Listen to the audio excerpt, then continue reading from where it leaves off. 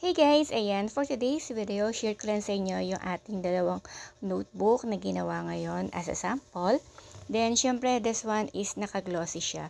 So, glossy yung phototop na ginamit natin dito.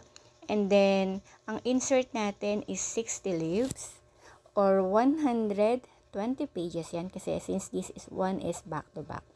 Then, syempre, double loop wear na rin po yung ginamit natin dito. Then, ito namang isa natin. So, mapapansin po ninyo, hindi siya makisap. Kasi matte naman yung phototop na ginamit natin para dito. Ayan. So, syempre, 60 leaves din siya or 120 pages yung inserts natin. And then, color pink din po yung notebook line nito. Ayan. So, but pink kasi mas gusto ko siya since talaga for the girls yung mga notebook na ginawa natin ngayon. Ayan siya guys. Then, syempre, kapag gusto po ninyong umorder, ilalagay ko na lang sa comment section or sa yellow basket yung link para kayo maka-order. Ayan siya guys. So, ganyan kaganda yung ating mga notebook na available po ngayon. Thank you!